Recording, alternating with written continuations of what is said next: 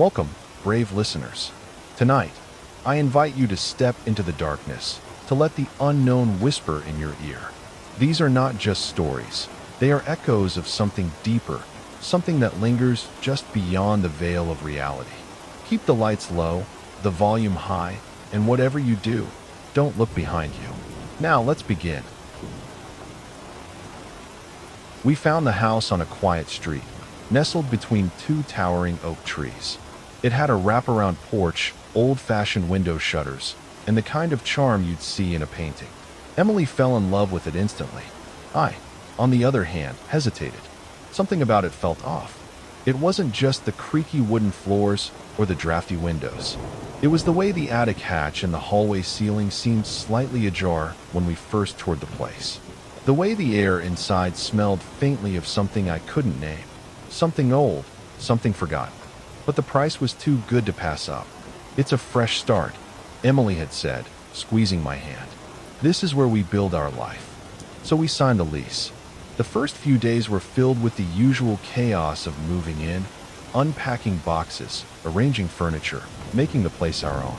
Emily hummed as she hung curtains, thrilled by the blank canvas the house provided.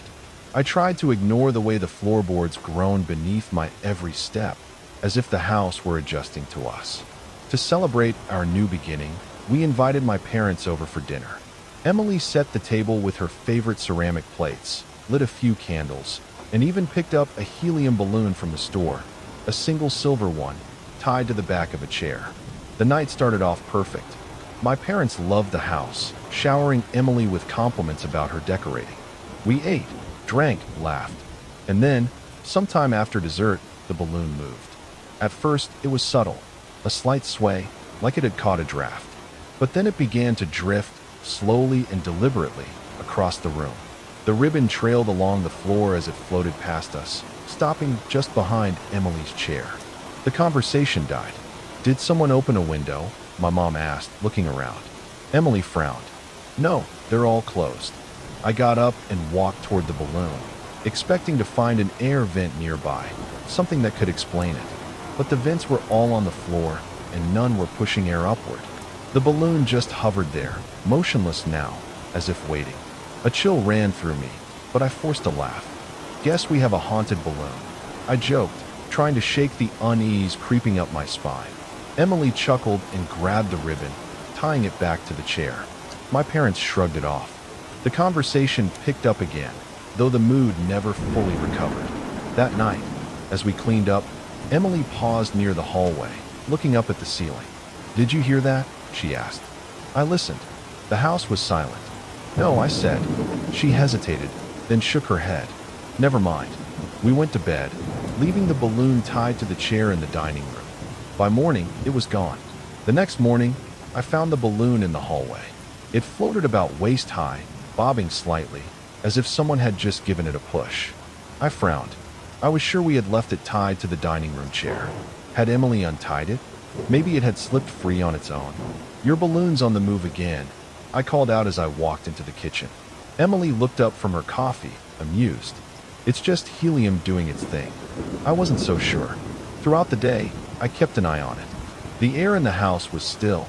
No fans, no open windows, nothing that should have made the balloon drift the way it did. But somehow it did. I'd walk into a room and find it hovering near the doorway, as if it had been waiting for me. Twice, I caught it near the attic hatch and the hallway ceiling. Each time, I stood beneath it, staring up at that small, square panel in the ceiling. I tried to tell myself it was just a coincidence, but a feeling settled in my chest, something I couldn't quite name. Unease. By the third day, even Emily admitted it was strange. "It's kinda creepy," she said with a nervous laugh as we watched the balloon drift toward our bedroom. That night, I woke up around 2 a.m. to use the bathroom. As I stepped into the hallway, I froze. The balloon was there, floating in the dim light, directly in front of our bedroom door. I swallowed hard, then reached out and grabbed the ribbon, pulling it down. The surface of the balloon was smooth and cold under my fingers. Without thinking, I opened the hall closet and stuffed it inside, slamming the door shut. I didn't tell Emily. The next morning, I went to check on it. The closet was empty. That night, As I walked past the hallway, something made me stop. The air felt different. Not cold exactly, not a breeze, just a shift, like the atmosphere had changed ever so slightly. A pressure I couldn't explain. I glanced up at the attic hatch. The small, square panel in the ceiling sat flush, just as it always had. But as I stood there, staring, a prickling sensation crawled up the back of my neck, like I was being watched. I forced myself to look away. It was late. I was tired. My brain was playing tricks on me. Still, sleep didn't come easy that night. By morning, the feeling hadn't left me. I tried to ignore it, but the attic weighed on my mind all day. Eventually, curiosity got the best of me. While Emily was out running errands, I grabbed the pull cord and tugged. The wooden ladder creaked as it unfolded to the floor. A thick smell of dust and old wood greeted me as I climbed up, flashlight in hand. The attic was exactly what I expected, small, cramped, filled with nothing but exposed beams and insulation. And then I saw it. In the middle of the empty attic, floating just above the dusty floorboards, was the missing balloon. I stood frozen, my breath catching in my throat. The attic hatch had been shut. Neither of us had been up here. There was no way, no possible way, it could have ended up here on its own. I backed down the ladder slowly, my pulse hammering in my ears. When Emily got home, I told her what I found. She frowned, but only for a second before shaking her head. "Maybe a draft pulled it up there," she said. I stared at her. "Emily, that doesn't make any sense." She sighed, giving me a small, tired smile. "Then what do you think happened?" I didn't have an answer. That night, I locked the attic hatch.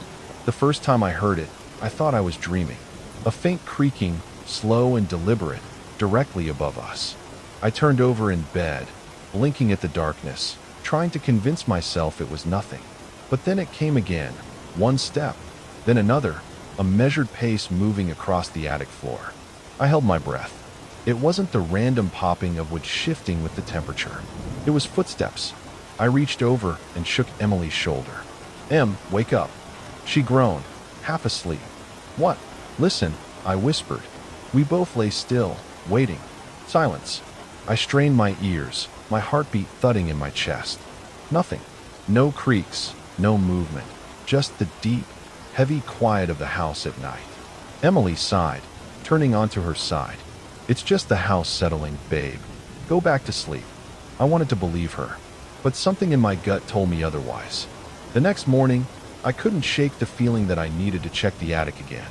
It took me almost an hour to work up the nerve, but eventually, I grabbed the pull cord and unfolded the ladder.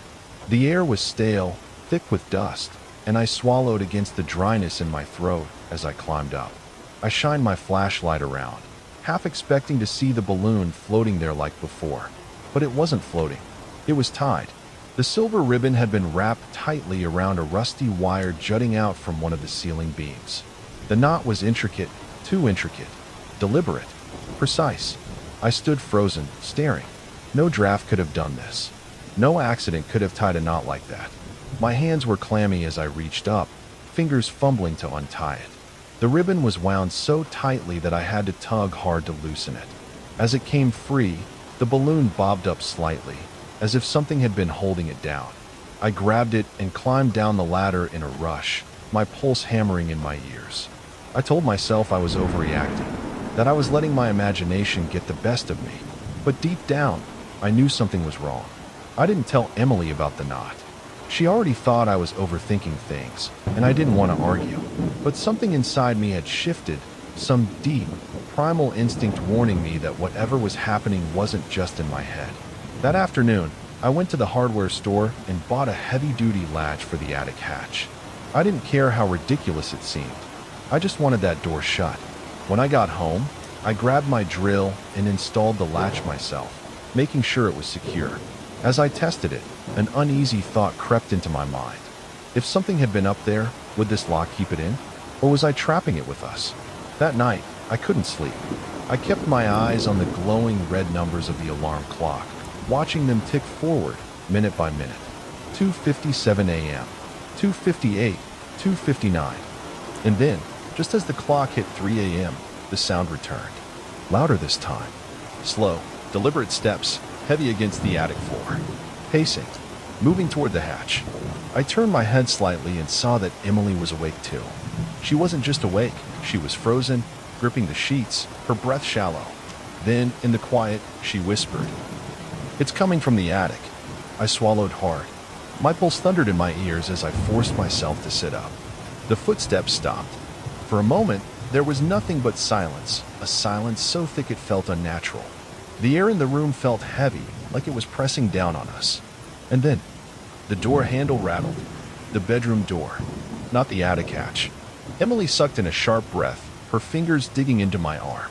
We both stared at the doorknob as it trembled, once, twice, as if someone was on the other side, testing it. My whole body went cold. Then, just as suddenly as it started, it stopped. The house fell into an eerie stillness, the kind that made my skin crawl. We sat there, barely breathing, waiting for something else to happen. But nothing did. The night stretched on in suffocating silence. I didn't sleep until the sun came up. By morning, I had made a decision. I was done waiting, done pretending this was just in my head. Something was wrong with this house, something hiding above us.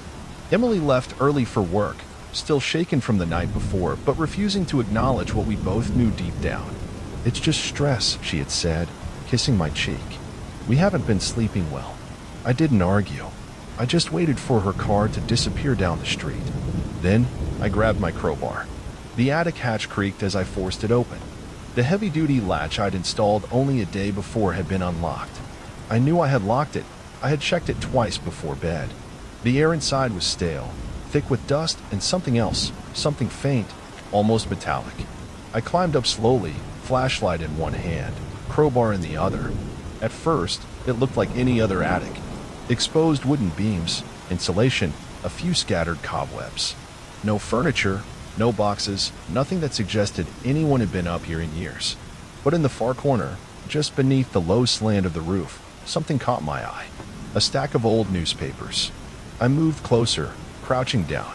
The pages were yellowed, brittle at the edges. I reached for the top one and felt my stomach twist. The date read October 1978. Beneath the newspapers lay something smaller. A child's drawing, crumpled and faded, done in thick, uneven crayon strokes. It was a picture of a balloon, a single, floating balloon with a scribbled figure drawn beneath it. My breath turned shallow as I pushed the paper aside, and that's when I saw it. A tiny, tattered shoe. It was covered in dust, the fabric cracked and worn with age, but I could still make out what it had once been, a child's sneaker, no bigger than the palm of my hand. A chill spread through me, deep and marrow cold. And then, I felt it. A shift in the air, a presence behind me. Slowly, I turned my head, aiming my flashlight into the attic's darkened corner. At first, I thought I was imagining it. A faint outline in the shadows. Small, motionless, barely visible, but there, standing by the hatch. The beam of my flashlight flickered, and my breath hitched. My body screamed at me to run, to get out, but I couldn't move. My pulse pounded in my ears. Then, a rush of cold air swept past me. The presence was gone. I spun around, flashlight shaking in my grip, and my stomach dropped. The footprints in the dust were behind me now, leading away from the corner, toward the attic ladder. We lasted 2 more nights. Neither of us slept. The house was silent, but it was the kind of silence that presses against your skull, thick with expectation. Every shadow felt too deep. Every creak in the floor made my skin prickle. By the 3rd day, we agreed. We were leaving. Breaking the lease, losing the deposit, none of it mattered. We packed everything in a frenzy, stuffing clothes into suitcases, throwing dishes into boxes. Emily didn't argue anymore. She didn't make excuses. She just wanted out. By evening, the house was nearly empty. The moving truck was loaded, the car packed.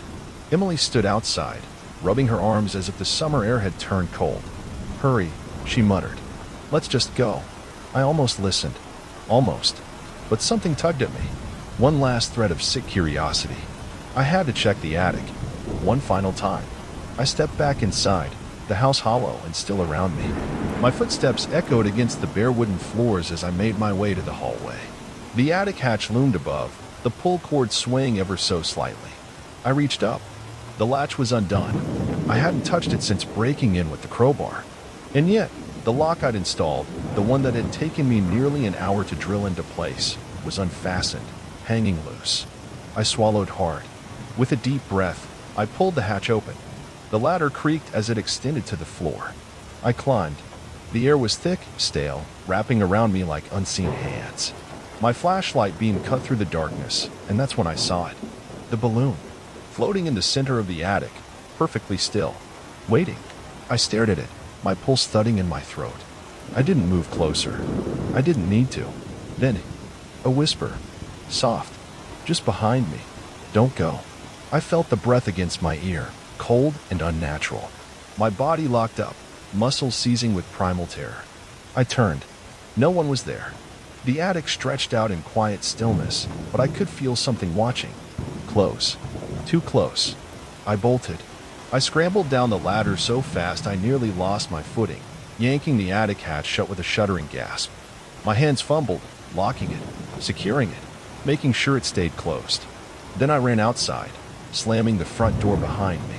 Emily was already in the car, gripping the steering wheel so tightly her knuckles were white. She didn't ask what happened. She didn't need to. We drove away, the house shrinking in the rearview mirror. Neither of us ever looked back.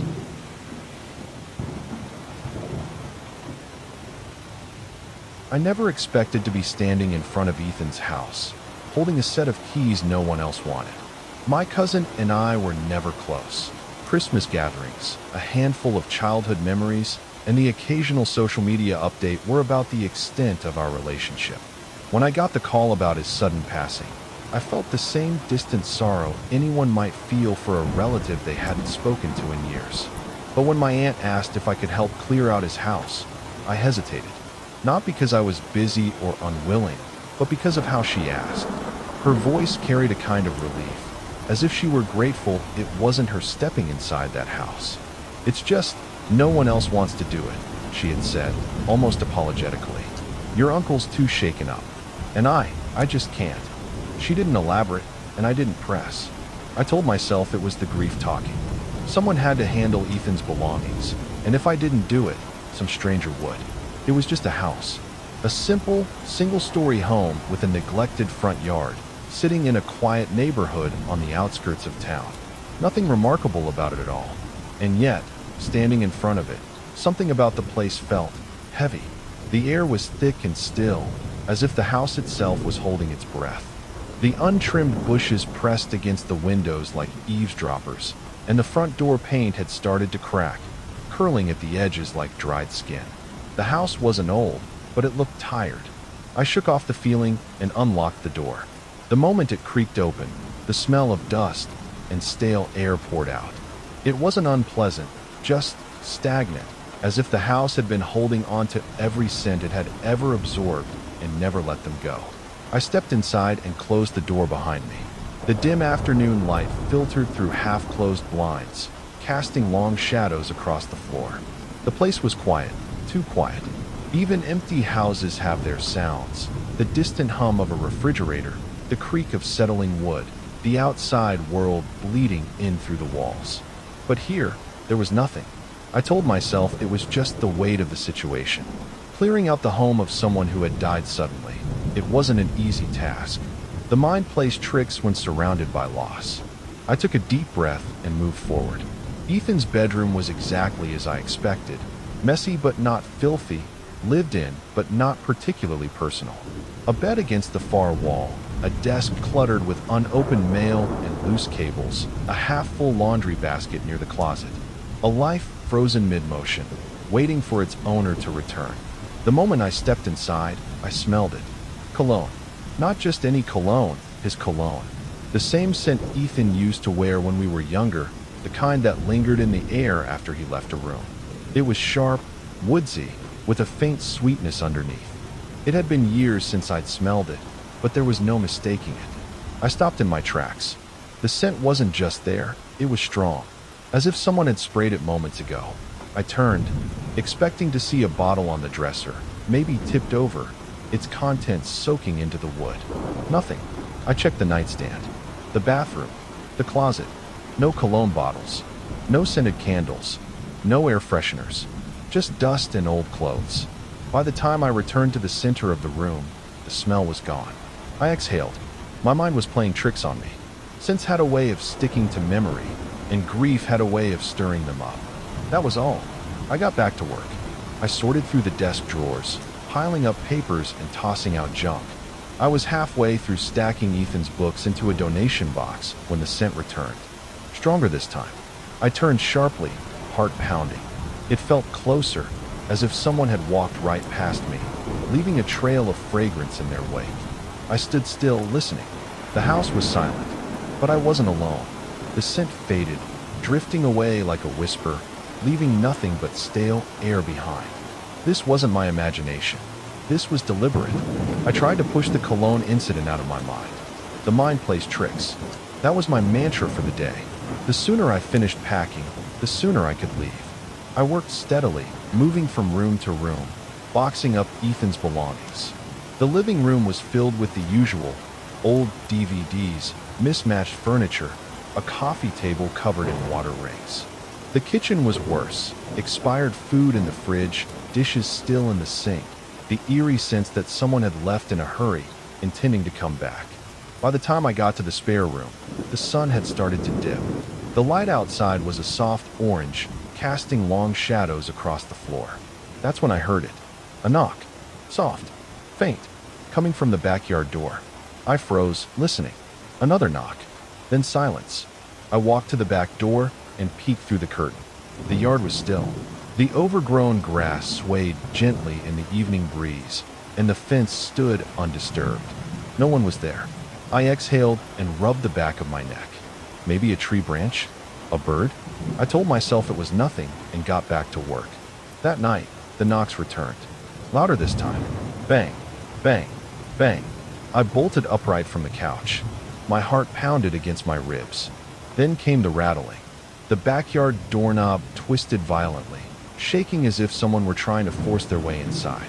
I jumped to my feet and flipped on the porch light. Nothing. I stood there, gripping the edge of the counter, breath unsteady. The yard was empty, the fence untouched. The night was unnervingly still. I locked the door twice and stepped back. But even as I walked away, I felt it. A presence. Watching, especially near the bedroom. I glanced down the hallway. The bedroom door was slightly ajar, the darkness inside pressing against the frame. The air felt heavier in that direction, as if something was waiting. I turned away, swallowing the unease crawling up my spine. I just needed to finish packing. Then I could leave. But something told me the house wasn't ready to let me go. By the third night, exhaustion won. I had spent the day sorting through Ethan's things, stuffing donation boxes, and dragging furniture to the front of the house for pickup. My back ached, my head throbbed, and the sheer weight of the silence in this place was getting to me. I told myself I'd rest, just for a bit. Just an hour on the couch before finishing the last of the bedroom. I closed my eyes, and I dreamed. Ethan was standing in the bedroom. He wasn't quite right. His skin looked washed out, almost gray, and his figure was slightly blurred, like an old photograph left too long in the sun. His eyes were shadowed, his lips barely moving as he spoke. "Take care in there." His voice was low, urgent. "Watch yourself." I tried to speak, to ask what he meant, but my mouth wouldn't move. My body felt frozen, my limbs heavy. Ethan's figure flickered, his face distorting like a signal lost in static. Then I woke up. The first thing I noticed was the cologne. It was overwhelming, thick and cloying, as if someone had shattered a bottle right next to me. It filled my lungs, made my head spin. I shot up from the couch, heart pounding. The house was silent, but the feeling was there. That unseen weight pressing down on me, watching. I ran a hand over my face, trying to shake off the dream. It was just exhaustion. That's what I told myself. Stress, fatigue, my brain processing too much at once. And yet, I looked down the hallway, toward the bedroom. The door was still ajar, the darkness inside thick and unmoving. Ethan's voice echoed in my mind. "Take care in there. Watch yourself." I could leave. No one was forcing me to stay. But guilt was a powerful thing. I wasn't just packing up a house. I was closing the final chapter of Ethan's life. I owed him that much, even if something in that house didn't want me to. The next morning, I drove back to Ethan's house with a single goal: Finish quickly. I was done with the weird feelings, the phantom cologne, the knocks at the door. I told myself I was just tired, that my mind was overanalyzing everything. If I powered through, I could be out of here by the afternoon. I started in the bedroom. The air felt heavier in there, thick with something I couldn't explain. Maybe it was just the clutter, the last room left untouched, filled with clothes, books, and small personal belongings. The final remnants of Ethan's life. I moved to the nightstand. The drawer stuck at first, as if it hadn't been opened in a while. I yanked harder, and it slid open with a sudden jolt, revealing a few loose receipts, an old phone charger, and a small, yellowed envelope. My name was written on the front. I stared at it, a strange unease creeping up my spine. I knew Ethan's handwriting well enough. It was his, no doubt. But why would he leave something for me? Slowly, I opened the envelope and pulled out the note inside. The handwriting was rushed, uneven, as if he had written it quickly, maybe even nervously. If you're reading this, you're probably helping out, like you always do. Thanks. Be careful in the house. I've been feeling strange vibes here lately. I don't know what it is, but watch yourself. I felt my stomach drop. I read the note again, and again. Ethan had felt it too. The weight in the house. The presence. He had known something was off. I sat back, gripping the paper tightly, my hands slightly unsteady. My mind fought for a rational explanation. Maybe Ethan had just been paranoid. Maybe he had been stressed, feeling uneasy for no reason. But that dream, his warning, it didn't feel like nothing. And now, holding his words in my hands, neither did this. I should have left. Every instinct in my body told me to grab my things, lock the front door, and never come back. But there was only one task left, the closet. I stood in the bedroom doorway, staring at it. The door was slightly ajar, revealing only darkness inside. I hesitated. Ethan's words echoed in my mind. Take care in there. Watch yourself. But I wasn't here for superstition. I was here to finish the job. I took a deep breath and stepped forward. The closet smelled stale, like old wood and dust. Most of Ethan's clothes were already gone, either packed up or donated. The remaining shelves were empty, the floor mostly bare. I was about to move on when something caught my eye. Scratch marks. They lined the inside of the closet door, running in jagged streaks down the wood. Not deep enough to be from an animal, but not random either. Deliberate. My mouth went dry. Then I noticed the back wall. A thin line ran across it, barely visible in the dim light, a seam where the wood didn't quite match. A hidden panel. I swallowed hard. Every horror movie I'd ever seen told me to stop, to leave it alone. But something deeper, something colder, urged me forward. I reached out and pressed against the panel. At first, nothing happened. Then, with a soft click, it popped open. Inside, tucked in a small hollow space, was a box. I pulled it out carefully, my hands unsteady. The wood was old, the edges slightly warped from time. I lifted the lid, revealing 3 objects inside. A photograph. Ethan as a child, standing next to someone I didn't recognize. A tall man, his face partly shadowed. The edges of the photo were curled, the surface stained with time.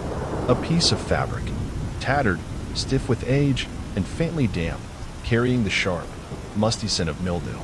A dried-up flower, pressed between the brittle pages of an old, decayed journal. Its petals were almost black, crumbling at the edges. I stared at the contents, my pulse thudding in my ears. What the hell was this? I didn't know what I expected to find in that closet, but something told me Ethan had been afraid of this. And now, holding it in my hands, I understood why. The moment I pulled the box from the closet, the bedroom door slammed shut. Not a slow, creaking movement. Not a draft nudging it closed. It slammed. Hard. The sound echoed through the house, rattling the windows. My breath caught in my throat. Every nerve in my body screamed at me to run, but I was frozen, clutching the box like a lifeline. Then the backyard door.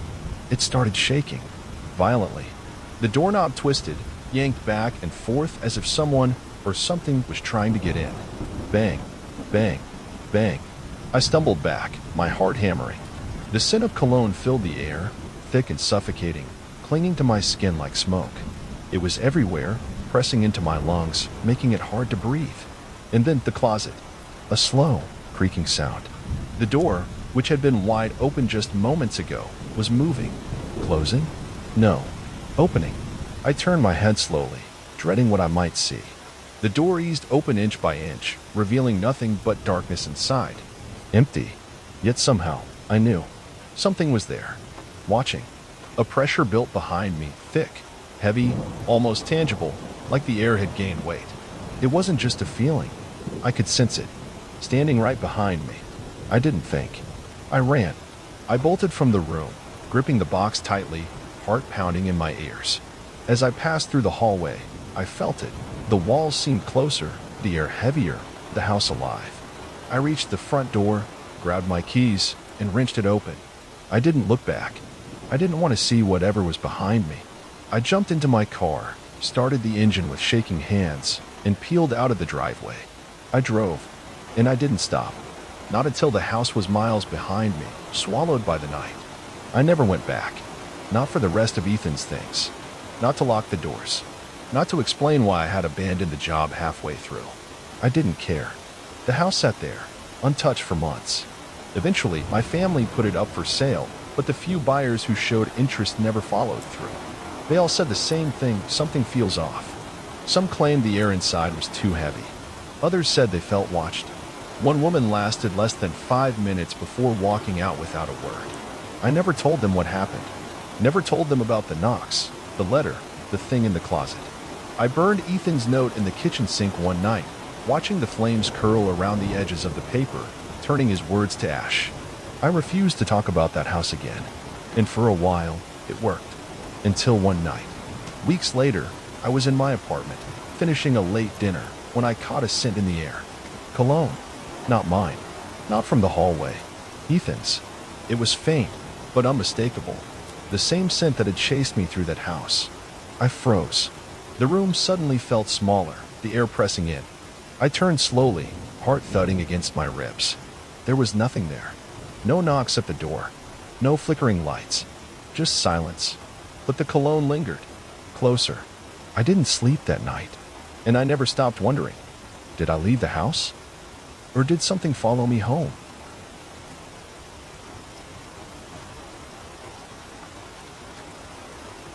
Starting my own accounting practice had been a long-time dream, and after years of working under someone else's rules, I finally took the plunge. I wasn't looking for anything fancy, just a quiet, affordable space where I could focus. After weeks of searching, I found a small office in an older building downtown.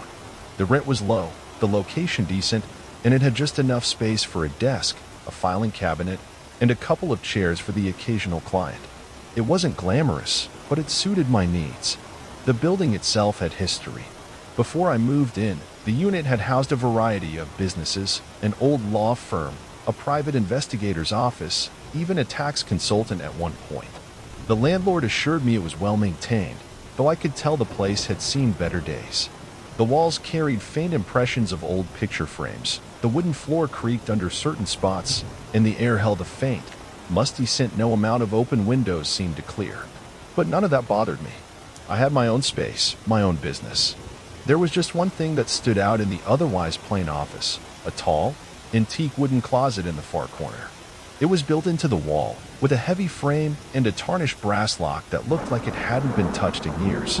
When I asked about it, the landlord simply shrugged. The last tenant left it. Didn't have a key. Figured it was just storage. I considered asking him to remove it, but I didn't see the point. If anything, I thought I might use it myself, keep office supplies or old files in there. At first, I didn't think much of it, but that changed soon enough. The first time I noticed something strange, I dismissed it as nothing. It was my second week in the office. Work had been slow, mostly setting up client files, adjusting to the routine of working alone. Every evening before leaving, I made it a habit to straighten my desk, stack my papers neatly, and ensure everything was in order. I wasn't a neat freak, but I liked things to be where I left them. One morning, I unlocked the office door, stepped inside, and immediately noticed it. The closet door. It was open, just slightly, not wide enough to see anything inside, but enough that the darkness between the crack caught my eye. I frowned. I was certain I had shut it the night before. It wasn't locked. I had checked when I moved in, and there was no key, but I always closed it out of habit. Maybe I had left in a rush and forgotten. I pushed it shut again and got to work. Over the next few days, other small things started happening. A client's file, which I was sure I had left on my desk, would be missing in the morning only for me to find it later in the filing cabinet, where I knew I hadn't put it. A stack of papers once ended up on the floor, scattered as if someone had knocked them over. I told myself I was just adjusting to a new routine, that I was distracted. Then came the pin. One afternoon, I was working on a client's tax records when I heard a faint noise, a soft tap, like something small hitting the wooden floor. I looked up just in time to see one of my pins rolling across the floor. Slowly, deliberately. It stopped when it reached the base of the closet. I stared at it for a long moment, heart pounding harder than it should have. The floor was level. I had checked when I moved in.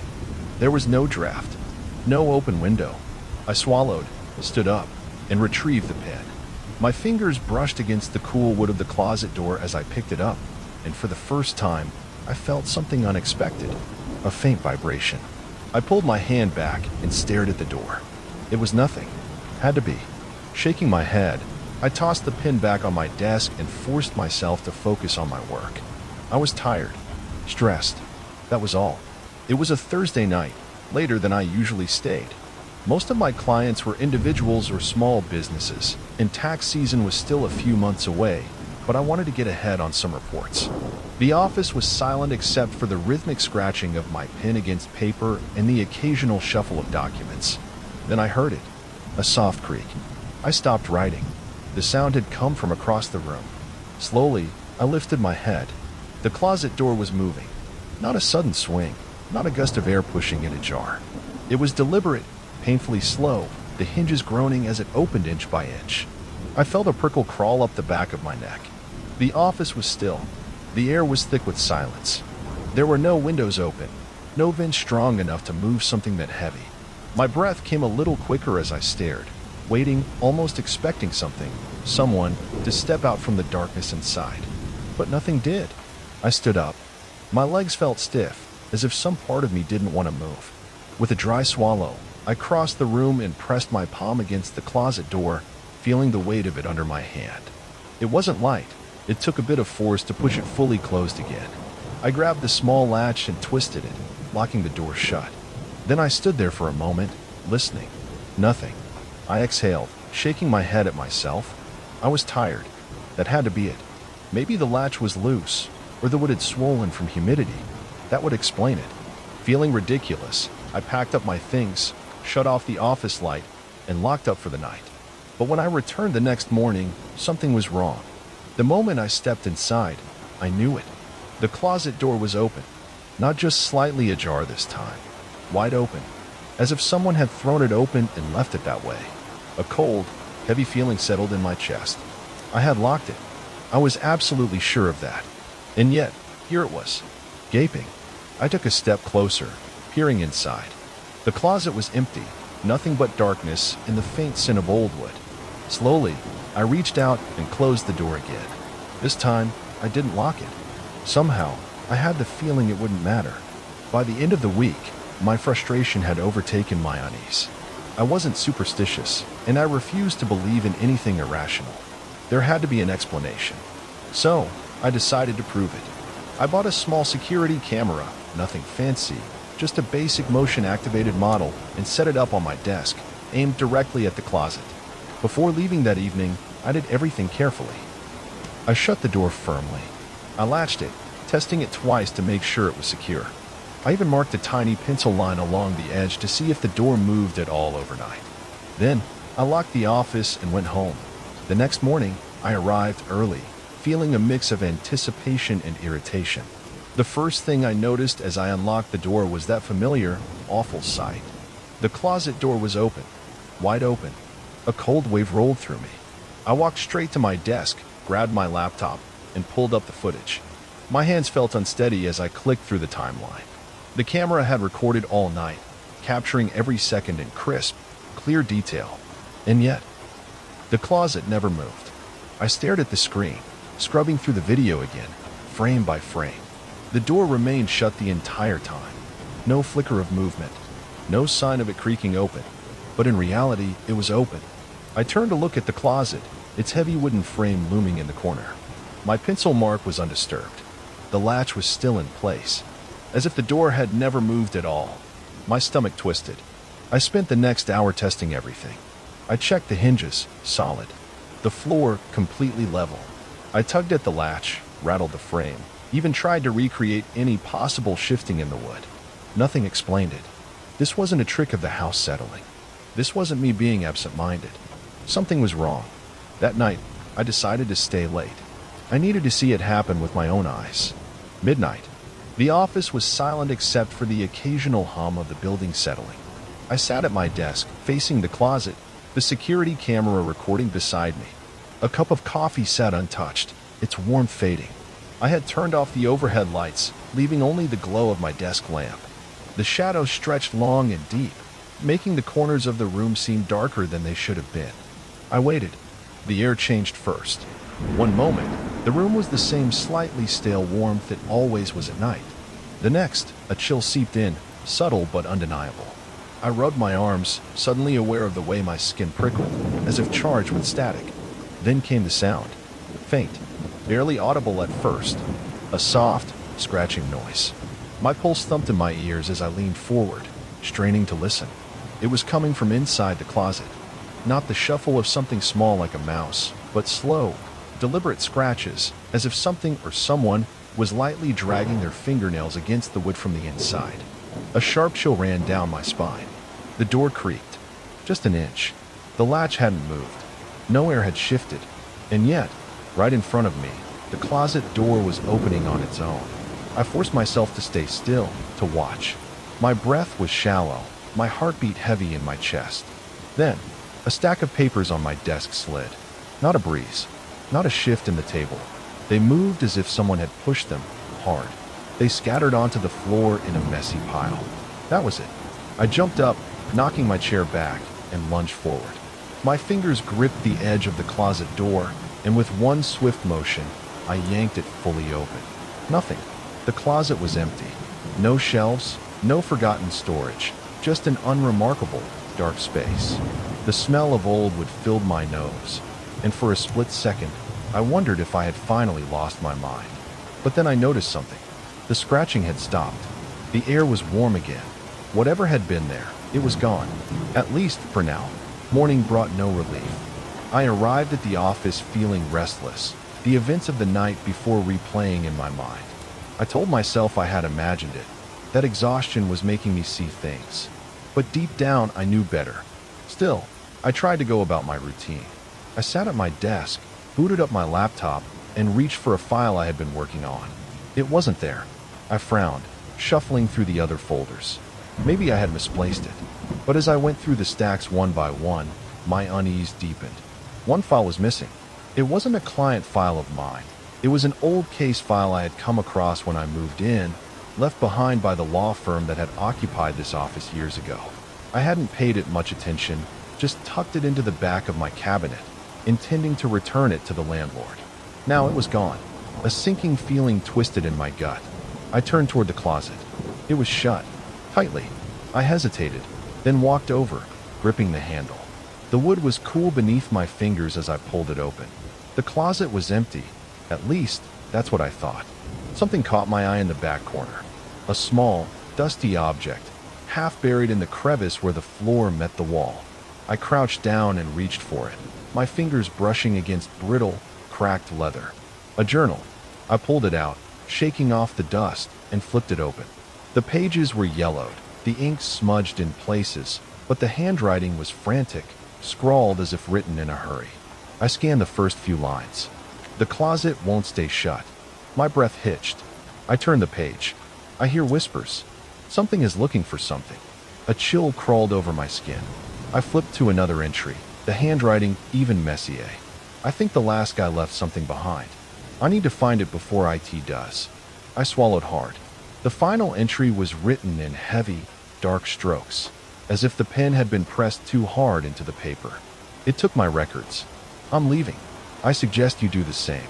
My hands trembled as I lowered the journal. Something was very, very wrong with this place, and I had a terrible feeling I was about to find out exactly what. I don't know what I was expecting that night. Answers, maybe. A logical explanation.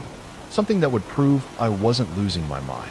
I locked the office door behind me, turned off the overhead lights, and sat at my desk, the dim glow of my lamp casting long shadows across the room. The closet stood in the corner, as still and unassuming as ever. I waited. The hours crawled by. Midnight. 1. 2. Then, at exactly 3 a.m., it began. A loud click. I snapped my head up just as the closet door swung open. Not slowly this time. Not an inch or two. It flung open, the hinges groaning, the wood cracking like something had slammed against it from the inside. My breath caught in my throat.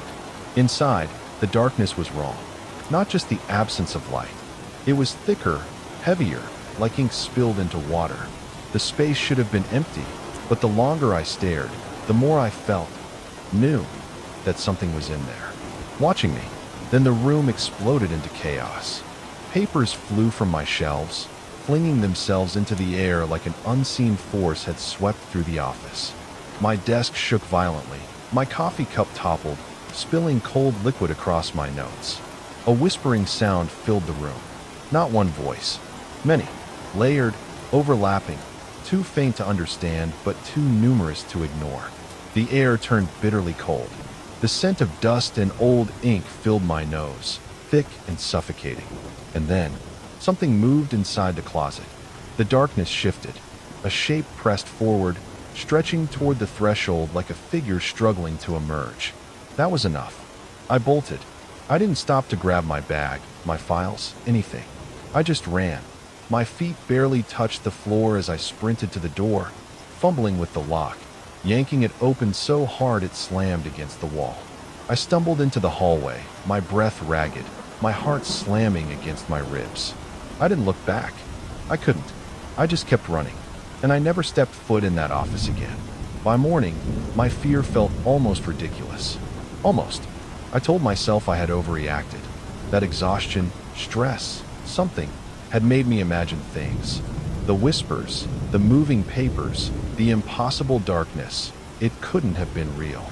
And yet, when I stood outside the office door, my hand hovering over the knob, a heavy sense of dread settled in my chest. I forced myself inside. The office was normal. The closet door was shut. No scattered papers. No overturned furniture. No sign of the chaos from the night before. If it weren't for my abandoned bag still sitting on the floor, I might have thought I'd dreamed it all. But I knew better. Something had happened here, and I needed to know what. I spent the next few hours digging. Public records, old news clippings, anything I could find. And eventually, I did find something. A name, James Weller. He had been a private investigator. He worked out of this very office years ago. Then, one day, he vanished. No sign of a struggle. No body. Just gone.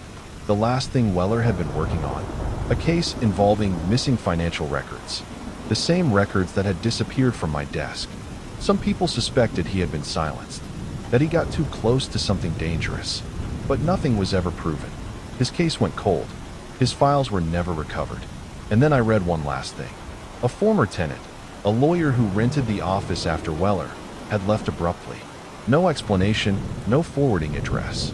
All he told the building manager before vanishing was, "The closet won't stay shut." I didn't wait to hear more. I walked back into my office, grabbed my things, and left. I never locked the closet door. I never touched it again. I just left, and I never returned. Months passed. I never spoke about what happened. Not to my colleagues, not to my friends. I had no explanation, just a feeling, a deep and undeniable certainty that I had been right to leave. I moved my practice elsewhere, paid off the remainder of my lease without question, and forced myself to forget. But the building didn't stay empty for long. A new tenant moved in, a young paralegal, eager to establish their own firm.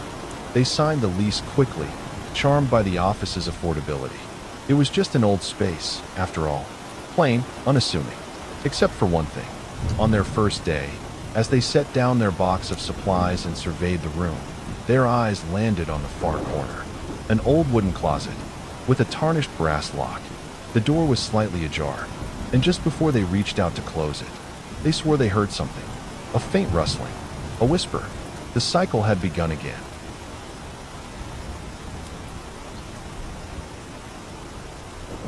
My name is James Morales, and for the past 8 years, I've worked as a night security guard.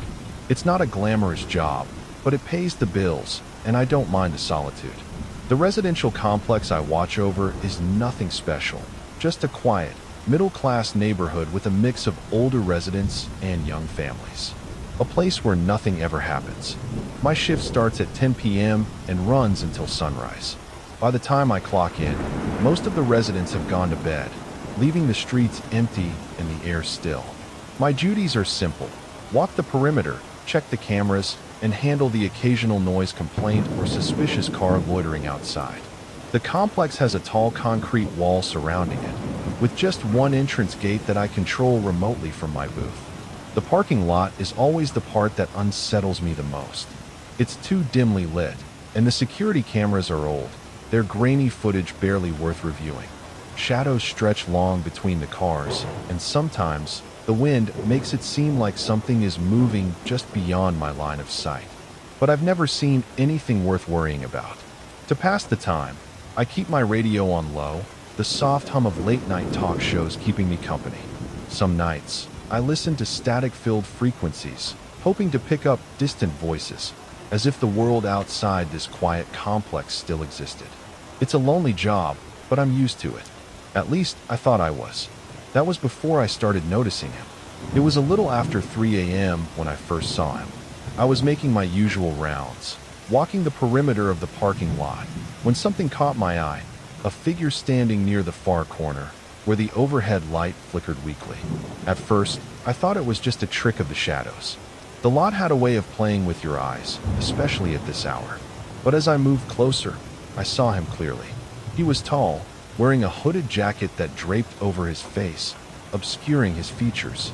He stood perfectly still, facing the row of parked cars, as if studying them. There was something unnatural about his posture, too rigid, too controlled, like he wasn't just some guy passing through. I stopped a few paces away and called out, "Hey, this is private property. You need to leave." No response. He didn't even flinch. I took a step forward, my hand instinctively moving toward the flashlight on my belt. "Do you hear me?" And then he was gone. I don't mean he walked away or ran into the darkness. One moment he was standing there, and the next, the space was empty. The air felt thick, like a vacuum had swallowed him up. Heart pounding, I rushed toward the spot. The asphalt was dry, the dust undisturbed. No footprints, no rustling in the nearby bushes, no sound of footsteps fading into the distance. Just silence. I stood there for a long moment, listening, scanning the area. Nothing moved. The parking lot was as still as it had been all night. I shook my head, trying to reason it away. Maybe the poor lighting had played tricks on me. Maybe exhaustion was messing with my head. But as I turned back toward the security booth, I couldn't shake the feeling that someone was still watching me. I told myself it was nothing. A shadow, a trick of the light, maybe even exhaustion catching up with me. But deep down, I knew better, because he came back. A few nights later, I was making my usual rounds when I saw him again, standing in the exact same spot. Hooded, motionless, facing the parked cars like before. A chill ran through me. I hesitated for just a second, then forced myself to move. I called out louder this time. "You're not supposed to be here." No answer. I took a step forward, then another, gripping my flashlight tightly. Just like before, the moment I got too close, gone. Not walking, not running, just gone. This pattern repeated itself over the next few shifts. I'd spot him at 3 a.m., always in the same place. And no matter how fast I moved, no matter how prepared I was, the moment I got close, he would vanish without a sound. By the fourth night, I knew I had to check the security footage. The system wasn't great, grainy black and white video, outdated software, but it would at least confirm I wasn't losing my mind. At the end of my shift, I rewound the footage and watched. There he was, the hooded figure, standing just where I had seen him. For a few seconds, he remained completely still. Then I clicked forward a single frame. Gone. No movement. No transition. Just there 1 second, gone the next. I stared at the screen, my pulse hammering. A glitch, maybe? A camera error? That had to be it. But the footage from the night before showed the same thing. And the night before that. A perfect, silent vanishing act. I tried to tell myself it was just some trespasser who knew how to stay out of sight. Maybe some local messing with me, finding blind spots in the security system. But the more I watched, the harder it was to believe. Because people don't just disappear like that. At first, I kept it to myself. Whatever was happening, I didn't want to sound paranoid, especially when I had no real explanation. But soon, I wasn't the only one seeing him. It started with a resident from Building B. He stopped by my booth one night, looking uneasy. "Hey, man, weird question," he said, scratching the back of his head. "Have you seen someone hanging around the lot? Like a guy in a hoodie?" I felt my stomach tighten. "Why do you ask?" The resident let out a nervous chuckle. "I was heading out last night, around midnight. Just got in my car when I noticed someone standing a few feet away, near the front bumper. I looked up for a second to start the engine, and when I glanced back, gone." He shrugged. Didn't hear him walk away, didn't see where he went. Just gone. I tried to keep my voice calm. "You sure it wasn't just a shadow? Maybe another resident walking through?" "No way," he said. The dude was standing completely still, like he was watching me. It freaked me out, man. I nodded, jotting down the details in my report log. "I'll check the cameras." But I already knew what I would find. Over the next week, more people came forward. A woman from Building C swore she saw someone standing near the parking lot entrance, staring at her window from below. A guy from Building A thought he saw the figure walking between cars, but lost sight of him when he blinked. Everyone assumed it was some thief scoping out vehicles, but nothing was ever stolen. No broken windows, no forced locks. Just the same hooded figure.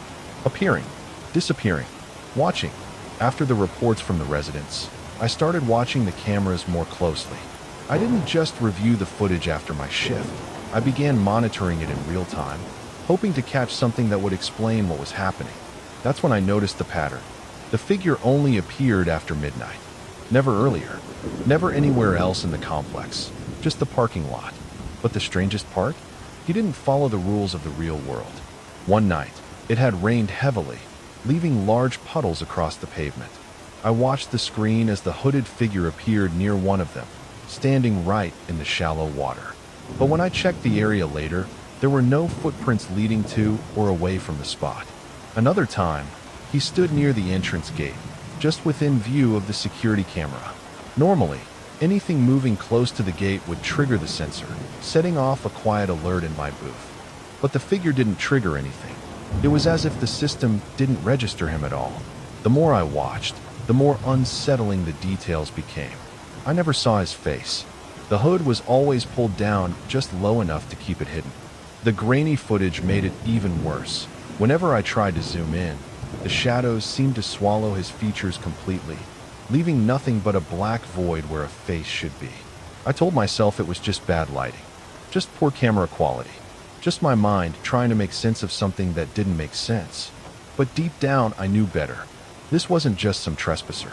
This was something else, something that shouldn't be there. I had enough. I didn't care if it was a trespasser, a prankster, or something worse. I was going to catch whoever, or whatever, was lurking in my parking lot. On the fifth night after the reports started piling up, I made a plan. Instead of doing my usual rounds, I stayed near the dark corner where I had first seen the figure. I kept my flashlight in my grip, ready. If he showed up, I wouldn't just watch this time. I'd confront him. The lot was silent except for the distant hum of traffic beyond the complex walls. The air was thick, the kind of heavy stillness that made you hyper-aware of every sound, every shadow. I checked my watch. 2:47 a.m. And then I saw him, 15 feet away, closer than ever before. He stood in the same rigid posture, facing me this time. The dim overhead light flickered, casting long shadows across the pavement. My breath caught in my throat, but I forced myself to speak. "This is private property." My voice was firm, but my fingers tightened around the flashlight. "If you don't leave, I'm calling the cops." No response. The figure remained still. Too still. A cold wave of unease crawled up my spine. Something was wrong. Then, slowly, the figure turned its head toward me, and I saw what was inside the hood. Nothing. Not a shadowed face. Not obscured features. Just emptiness. A void of absolute darkness. deeper than the night around it. My stomach lurched. Instinct screamed at me to back away, to get inside, to run. But I didn't. Instead, I lunged forward, flashlight raised. The beam cut through the darkness, and the figure vanished. Gone. No movement, no footsteps, no rush of air. Just there 1 second and gone the next. I barely had time to react before I heard it. A sharp breath, right behind me. I spun around so fast I nearly lost my footing, whipping the flashlight in an arc. The lot was empty. Nothing but cars and cold pavement. My heart pounded in my ears. I scanned every corner, every shadow, my breath coming fast. There was no one there. But somehow, I knew I wasn't alone.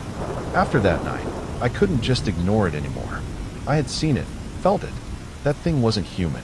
And if it wasn't human, then what the hell was it? I needed answers. The next afternoon, before my shift, I started asking around. I kept it casual at first, chatting with some of the older residents, slipping in questions about the complex's history. Most of them didn't know much. The place had been around for decades, but nothing unusual ever happened here, or so they thought. Then I talked to Victor. Victor was an old maintenance worker who had been with the complex for over 20 years. He was the kind of guy who had seen it all: plumbing disasters, electrical failures, break-ins. When I asked him if anything strange had ever happened here, his face changed. His usual easygoing demeanor faded, replaced by something wary. "Why you a skin?" he said, leaning against his truck. I hesitated, then told him about the figure, the reports, the security footage, the way it disappeared. Victor didn't look surprised. If anything, he looked like he had been expecting it. "You ever hear about the guy from Building B?" he asked. I shook my head.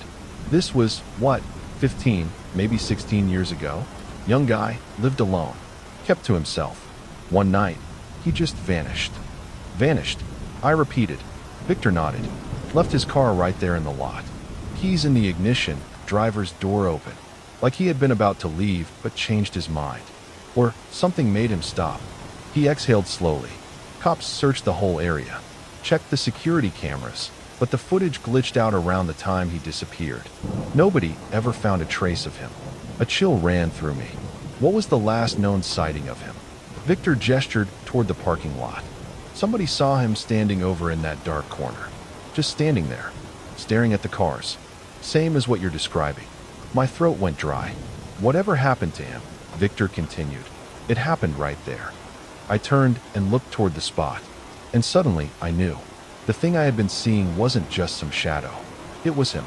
I had already made up my mind. I was done. Whatever was happening in that parking lot, whatever I had been seeing, it wasn't my problem anymore. I was going to turn in my keys and walk away. But before I did, I had to see it one last time. I had to know for sure. So I showed up for my shift. One final night. The hours crawled by, my nerves on edge. I barely glanced at the security monitors. I didn't do my usual patrols. I just sat in the booth, gripping my flashlight, waiting. Then, at exactly 3 a.m., the power went out. The booth went pitch black. The monitors, the overhead light, even my radio, dead silence. For a moment, I just sat there, heart hammering, breathing hard. Then I turned, looking out the window. He was there, standing directly under the security light. For the first time, I saw him clearly. The hood still obscured his face, but his posture had changed. He wasn't just standing, he was waiting. The light above him flickered violently, buzzing like it was shorting out. The radio behind me crackled to life, hissing with static. Then, slowly, he lifted a hand and pointed at me. A low whisper filled the booth. Inside the booth, "You see me now." The voice wasn't coming from the radio. It wasn't coming from outside. It was all around me. That was it. That was enough. I grabbed my keys, bolted out of the booth, and sprinted to my car. I didn't look back. I didn't breathe until I was on the main road, speeding away from that place as fast as I could. I never went back. Never collected my last paycheck. Never spoke to the complex manager again. But sometimes, when I drive past late at night, I glance toward the parking lot. And I swear, in that same dark corner, he's still there.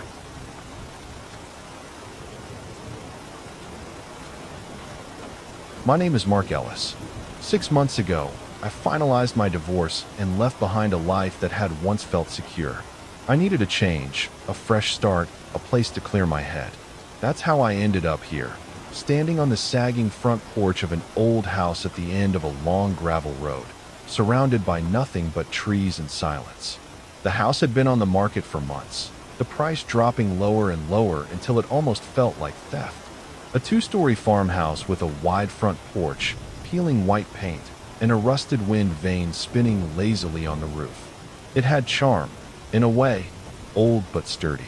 The kind of place that had seen decades pass, maybe even a century.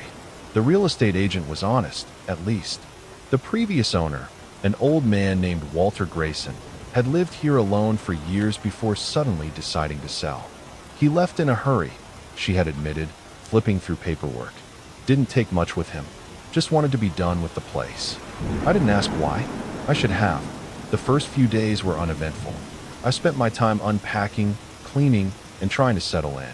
The house creaked at night, the way old homes do. The wind rattled the windows, and the trees outside cast long shadows that danced in the moonlight. But nothing felt wrong, except for the basement. The moment I opened the heavy wooden door that led downstairs, I felt it. A shift in the air, like walking into a cave. It was damp, musty, colder than the rest of the house by at least 10 degrees. A bare bulb hung from the ceiling, casting weak yellow light over crumbling stone walls and wooden support beams. The floor was packed dirt, uneven and dark, and the smell of earth and decay hung thick in the air. Something about it made my skin crawl. I told myself it was just an old basement, nothing unusual. But every time I passed that door, I felt it. The slightest resistance, like something pressing back, unseen but present. I should have walked away then, but I didn't. It took me a few days to work up the nerve to clean the basement. I wasn't afraid, exactly, but something about it unsettled me. The way the air seemed thicker down there, the way the cold sank into my bones the moment I stepped past the threshold. But I wasn't about to let a musty old basement get the better of me. I grabbed a broom, a mop, and a bucket of soapy water, then made my way down the rickety wooden steps. The light bulb flickered as I pulled the cord, casting weak, trembling light over the walls. Dust and cobwebs clung to every surface, and the damp earth smell was stronger than ever. I got to work, sweeping up years' worth of dust and debris, wiping down the wooden beams, and trying to ignore the odd feeling that pressed against my skin like static. That's when I heard it. A soft sigh, barely more than a whisper, just behind me. I froze, the broom still in my hand. The sound had been so faint, so delicate, that I almost thought I imagined it. But it had been real, I was sure of it. I turned quickly, scanning the dimly lit space. The basement was empty, just the same stone walls, the same dirt floor, the same creaking wooden beams overhead. Nothing. I let out a breath, shaking my head at myself. Get a grip, Mark, I muttered. It was probably just the house settling, or maybe a draft from somewhere. Old homes made noises. It was nothing. Still, as I turned back to my cleaning, I couldn't shake the feeling that the air had grown heavier, like the weight of unseen eyes pressing down on me. The shadows at the edges of the room seemed darker somehow, shifting just slightly whenever I wasn't looking directly at them. I worked faster, determined to finish and get out of there. It was just my imagination. At least, that's what I told myself. The first few nights in the house were quiet. Lonely, but quiet. I got used to the creaking of the old wooden floors, the way the wind howled through the trees, and the occasional groan of the house settling. It was nothing out of the ordinary. Then, on the fifth night, I woke up to something else. Footsteps. Slow, deliberate, coming from beneath me. I lay frozen in bed, my breath caught in my throat. The sound was unmistakable. Heavy, measured steps, moving across the floor below. The basement. I reached for my phone, checking the time, 2:43 a.m. The house was locked. It had to be. There was no way someone could have gotten in. But the footsteps didn't stop. They moved with purpose, crossing the floor beneath me. Then they slowed and stopped, directly under my bed. A deep, suffocating silence followed. I could hear my own heartbeat pounding in my ears. I gripped the blankets, my body tense, waiting for something, anything, to happen. Nothing did. For minutes, I lay there, staring at the ceiling, listening. The air felt thick, unmoving. Then, as if whatever had been down there had lost interest, the heavy stillness lifted. The house returned to its normal silence. I exhaled shakily and forced myself to move. I had to check. Grabbing the flashlight from my nightstand, I climbed out of bed and crept toward the hallway. The wooden floors felt colder than usual under my bare feet. Every creak of the old boards made my skin prickle. At the end of the hall was the basement door. I shined the flashlight down at the handle and felt my stomach twist. The padlock was unfastened. I was certain I had locked it before bed. I always locked it. My fingers hesitated before reaching out. I pressed my palm against the door, expecting to feel movement, a vibration, something. But it was just wood. Normal. I swallowed and flicked the lock back into place, securing it tightly. Then, without another word, I turned and went back to bed. I told myself it was just a mistake. I had forgotten to lock it, but I knew better. The next morning, I couldn't shake the feeling that something was wrong. It wasn't just the footsteps or the unlocked padlock. It was the way the house felt. Heavy, unsettled, like something unseen had shifted overnight. I tried to go about my day as usual, making coffee, checking my emails, even stepping outside for some fresh air. But the thought of the basement gnawed at me. I had to check. By mid-afternoon, I grabbed my flashlight and headed toward the basement door. The padlock was still in place, just as I had left it. I hesitated before unlocking it, half expecting something, anything, to be different. Nothing. The wooden steps groaned under my weight as I descended. The basement smelled even more pungent than before, the damp earth mixing with something faintly metallic. I shined my flashlight across the stone walls. That's when I saw them. Long, jagged scratches carved deep into the cement. I stepped closer, running my fingers over the grooves. They weren't from rats or tools. No, these were too deep, too deliberate. The marks ran in uneven lines, as if someone, or something, had dragged its nails through solid stone. My stomach tightened. This didn't make sense. Then I saw the handprint. It was near the foundation wall, faint but visible, smudged, human-like, streaked with something dark. It wasn't dust or dirt. It was thicker. I crouched down, shining the flashlight directly over it, and my breath caught in my throat. The print wasn't fresh. It had been there for a while. The edges had dried, faded into the cement like a stain. But the shape was unmistakable. A hand, bigger than mine. I swallowed hard, forcing myself to stand. I turned my flashlight toward the padlock on the inside of the basement door. It was intact, not broken, not tampered with. It had simply unfastened itself. I backed up slowly, my pulse pounding in my ears. The basement suddenly felt smaller, like the walls were pressing in. I turned and climbed the stairs, locking the door behind me with shaking hands. Something was wrong with this house, and I was no longer sure I was alone. By that evening, I had convinced myself of one thing. Whatever was happening wasn't just in my head. I drove into town and picked up a brand new, heavy-duty padlock. It was the sturdiest model I could find, the kind used for storage units and industrial doors. No way it would come loose on its own. When I got back, I removed the old lock and fastened the new one in place, double-checking to make sure it was secure. I even yanked at the basement door a few times. It held firm. Satisfied, I tried to put it out of my mind. That night, the footsteps returned, louder this time. I woke to the sound of slow, deliberate steps coming from below. But now, they didn't just stop beneath my bed. They were moving, up the stairs. I sat up, my body stiff with fear. The house was dark, but I didn't need to see to know exactly where the sounds were coming from. One step, then another. Each creak of the old wooden stairs made my chest tighten. My hands clenched the blankets as I strained to listen. Then, silence. I held my breath, waiting. The air felt thick, heavy, pressing against my skin. Minutes passed. Nothing. But I didn't sleep after that.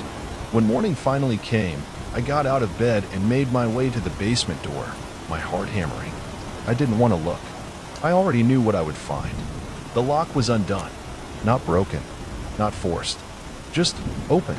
The heavy-duty padlock dangled loosely from the latch, as if someone had simply twisted it free. The door remained shut, undisturbed, as if it had never been touched. I checked the house, every door, every window. Nothing else had been moved. It wasn't something getting in. It was something trying to get out. I stopped trying to explain things after that night. It wasn't the wind. It wasn't the house settling. It wasn't my imagination. Something was down there, and it wanted me to know. At first, it was just the sounds. Soft knocks, irregular and deliberate, coming from the basement door in the middle of the afternoon. Faint scratches against the wood, like fingernails scraping from the other side. Sometimes they stopped the moment I turned my head, as if whatever was making them knew I was listening. Other times, they continued just a second too long, dragging out as if testing my reaction. I tried to ignore them. Then the noises got worse. I started waking up to the sound of furniture shifting below me, heavy objects scraping against the floor, the unmistakable thud of something large being dragged. But when I checked, nothing had moved. Everything was exactly where it had been before.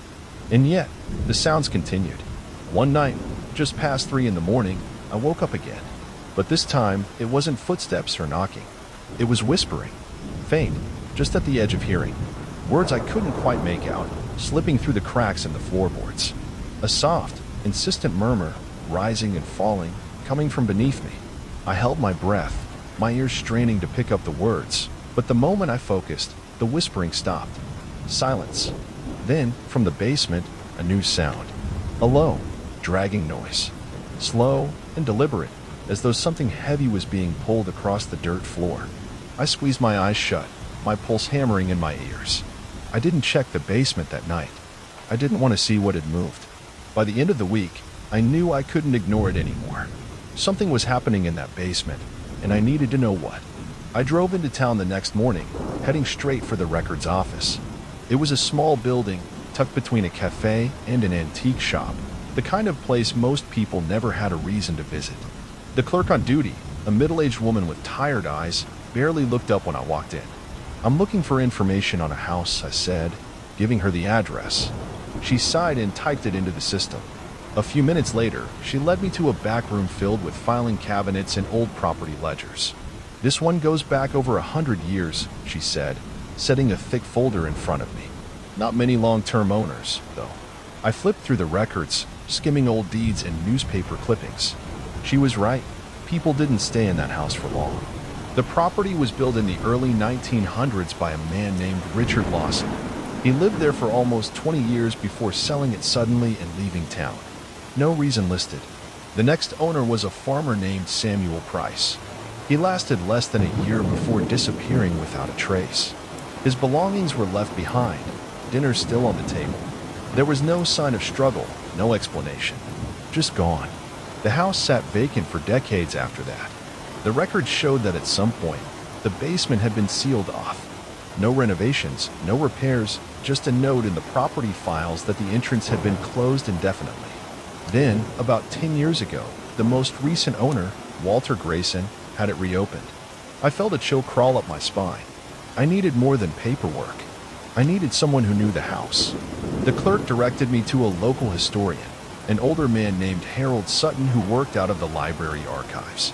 He listened quietly as I explained what I had found, his lined face unreadable. When I finished, he let out a long breath and shook his head. "If something was locked away," he said slowly, "it was for a reason." His words settled deep into my chest, heavier than I wanted to admit. I had to go back. I had to see what had been left behind. I had to know. Maybe it was stubbornness. Maybe it was desperation. But after everything, the footsteps, the whispers, the impossible movements, I needed proof. That night, I set up a camera outside the basement door. A small motion-activated model, the kind used for security. If something was happening, I was going to catch it. I locked the basement door one last time, securing the heavy-duty padlock, then went to bed. I didn't sleep. At exactly 3:12 a.m., the house came alive. A single, heavy thud from the basement. Then another. Thud. Thud. Footsteps. Furious, pounding up the basement stairs. Faster than before, heavier. Each one sent a tremor through the floor. I bolted upright in bed, my entire body rigid with fear. Then came the scraping. Long, deliberate drags of something sharp against the basement door. I reached for my phone. my hands trembling. My security camera app was open. The feed showed the basement door at the end of the hall, still locked, still closed. Another sound joined the scraping. A voice. Hoarse, dry, desperate. Let me out. I stopped breathing. It wasn't muffled. It wasn't distant. It was right on the other side of the door. Let me out. The lights flickered violently, casting wild, erratic shadows across the walls. The air grew thick, suffocating. I pressed back against my headboard, my breath coming in short, shallow gasps. And then, darkness. The power cut out. The only light came from my phone, the screen casting a pale glow over my sheets. My camera feed was still active, but now the image was dim, almost hazy. The padlock on the basement door was moving. Click. I watched, frozen, as it unfastened itself and dropped to the floor with a hollow, metallic clatter. The door creaked. Slowly, painfully, it began to swing open, revealing nothing but pitch black. I stared at the screen, my breath caught in my throat. There was nothing there, no figure, no movement. Just a void, an abyss that swallowed all light. And then, just before the feed cut to static, the faint outline of a hand curling around the doorframe. I didn't wait to see more. I grabbed my car keys and ran. I don't remember grabbing my keys. I don't remember running out the door. All I remember is the cold night air hitting my face as I sprinted to my truck, heart hammering, breath coming in ragged gasps. I yanked the door open, slammed it shut behind me, and locked it. For hours, I sat in the driver's seat, gripping the wheel so tightly my fingers ached. I didn't start the engine. I didn't turn on the radio. I just stared at the house. The front door was closed, the windows dark and empty. From the outside, it looked the same as it always had, silent, still, just another forgotten house at the end of a gravel road. But I knew better. The next morning, I forced myself back inside. The basement door was wide open. The padlock lay on the floor, untouched. The camera I had set up was dead, battery drained, the SD card corrupted. I didn't bother checking the basement. Instead, I grabbed a hammer and nails, dragging an old wooden dresser across the hall. I boarded up the basement door as best I could, stacking furniture against it like some makeshift barricade. It wasn't enough. I knew that. By the end of the week, I put the house up for sale. I took a loss, didn't care. I just wanted out. I signed the papers, handed over the keys, and left. I never spoke about what happened. Not to the realtor, not to the buyer, not to anyone. But some nights, I still dream about it. The whispers, the footsteps. That final image burned into my mind, the outline of a hand curling around the doorframe. I tried not to think about who or what moved in after me. Until, months later, I got a message. A friend who still lived in town sent me a screenshot. It was a text from the house's new owner, sent to the realtor. Did someone forget to mention the basement door doesn't stay locked? I stared at the message, my hands cold, my stomach twisting into knots. I didn't reply. I just turned off my phone and tried, once again, to forget. But I know, deep down out, some doors were never meant to be opened. I've been driving trucks for nearly 15 years. You get used to the solitude, the endless miles of blacktop stretching ahead, the distant glow of taillights flickering like fireflies in the dark. It's a job that wears on you, sure, but it's honest work, and I've always liked the quiet. My usual route takes me through some of the loneliest parts of the country. Long, empty highways where the only company is the occasional coyote darting across the road. There's one particular intersection, out in the middle of nowhere, that I pass every time I take this route.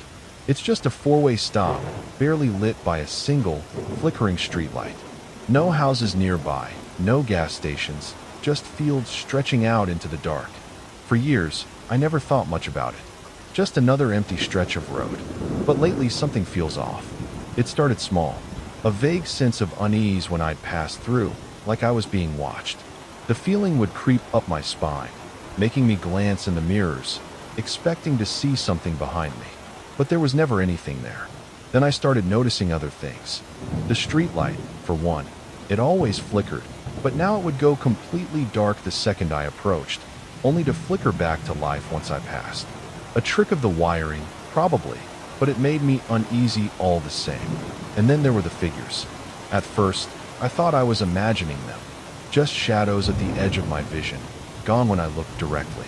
But after a while, I couldn't ignore it. I started seeing them every time I passed through. Just past the intersection, standing by the side of the road, there would be a figure, always in the same spot, never moving. The first time, I told myself it was just a hitchhiker. Maybe some poor guy stranded out here, waiting for a ride. But when I glanced in the rearview mirror after I passed, he was gone. And it wasn't just once. It happened again and again. Same spot, same figure, never moving, never hitching a ride, just standing there, watching. It was late, probably around 2 in the morning, when I reached the crossroads that night. A thick fog had rolled in, clinging to the asphalt and blurring the edges of my headlights. I was tired, but not enough to be seeing things. I knew the stretch of road well. I could probably drive it in my sleep. But as I approached the intersection, something caught my eye. A figure, standing on the roadside. They were draped in white, so still, so silent, facing the road as if waiting for something. My heart thudded. For a split second, I thought it was an animal, maybe a deer caught in my headlights. But no, it was human, a woman. She stood just outside the reach of my high beams, her form barely visible through the shifting fog. I couldn't see her face. She wasn't waving for help, wasn't moving at all, just standing there. I barely had time to process it before my truck's headlights swept over her. And then, gone. Not like she stepped back into the darkness. Not like she turned and ran. She just vanished. My foot eased off the gas. I slowed the truck, scanning the roadside in my mirrors, my pulse hammering in my ears. Nothing. Just the empty road behind me, the flickering streetlight, and the dense fog curling over the asphalt. I sat there for a moment, my hands gripping the wheel. I even considered pulling over to check. Maybe it was my mind playing tricks on me. Maybe I was just too damn tired. But something in my gut told me to keep driving. So I did. And for the first time in years, I checked my rearview mirror more times than I'd like to admit. I've been on the road long enough to know when something isn't right. You don't need to see anything. Sometimes, you can just feel it. And that intersection? It felt wrong. The next few times I passed through, I couldn't shake the feeling that something was off. It wasn't just what I saw that night. The woman in white, vanishing like smoke. It was everything else. The silence was the first thing I noticed. You don't realize how much background noise there is on an empty road until it's gone. Normally, you hear something. Wind rushing through the trees, crickets chirping, the occasional rustling in the brush. But at that intersection, there was nothing.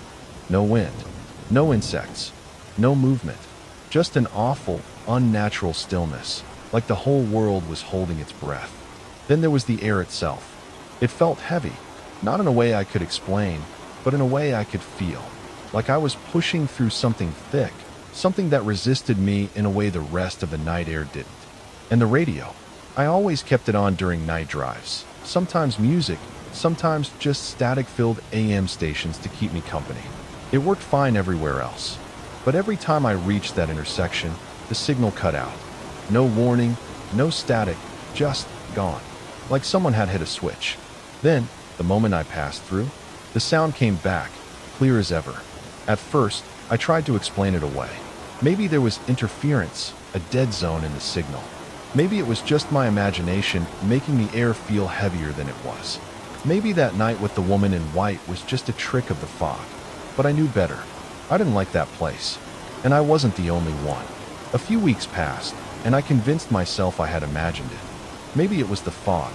Maybe I was just exhausted that night. But deep down, I knew better. That's why, when I found myself approaching the intersection again late one night, I was already on edge.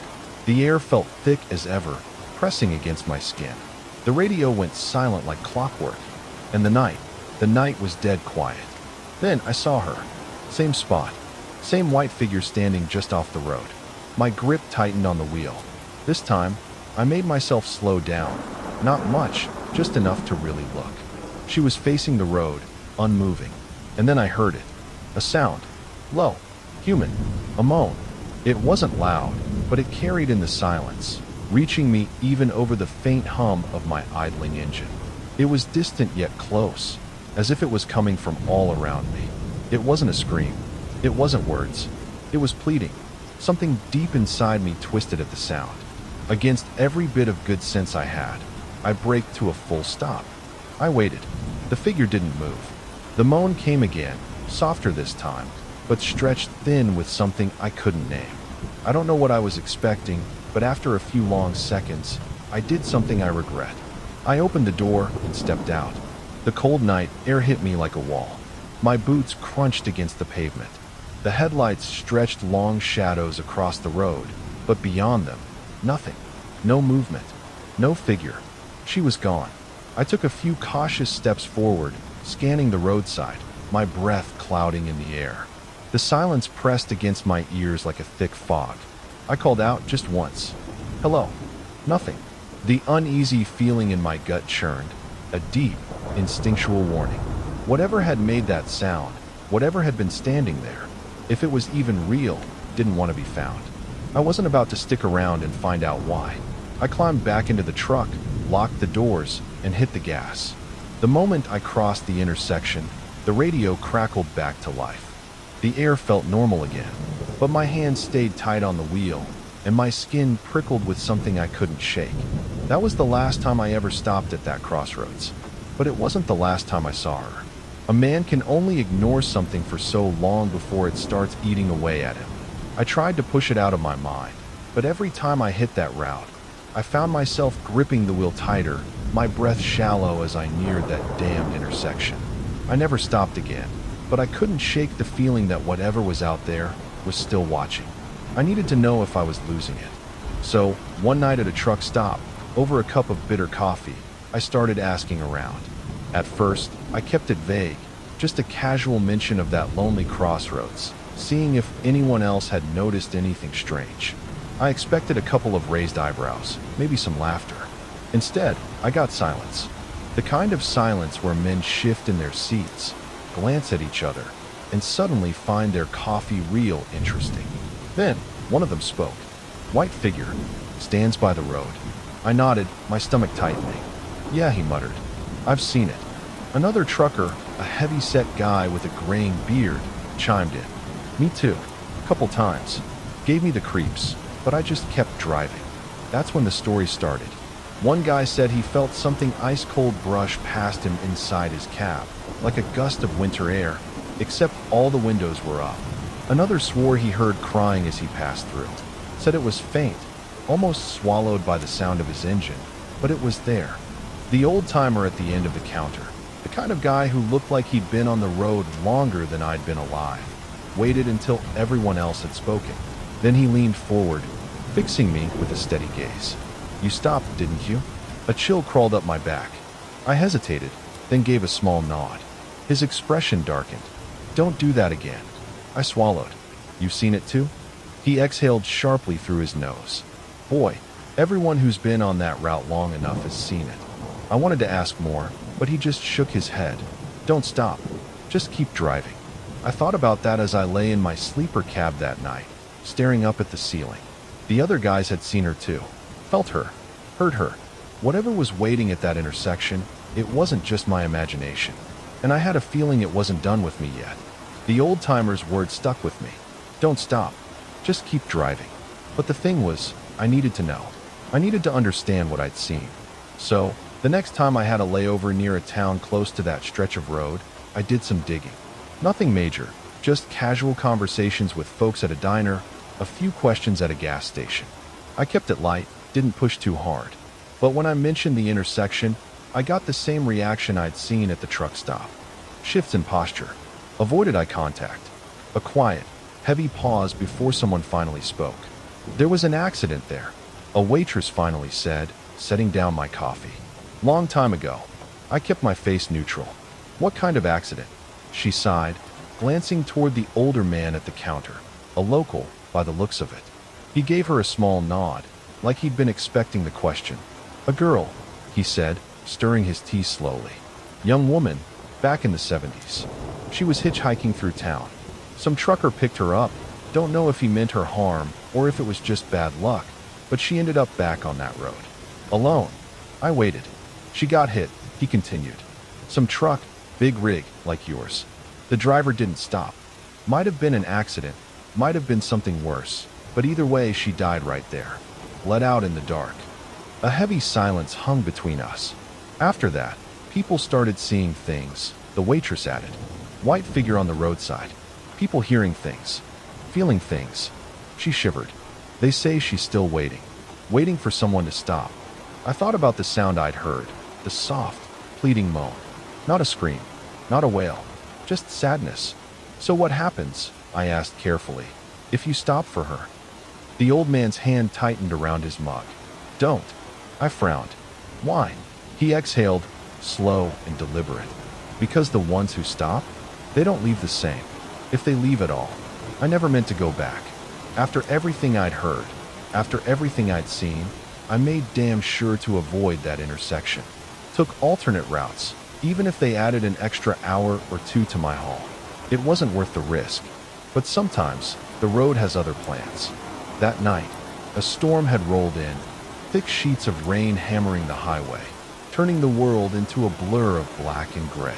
The wind howled, rocking my rig as I drove, and somewhere up ahead, flashing hazard lights signaled trouble, a wreck blocking the main road. I had no choice but to take the detour.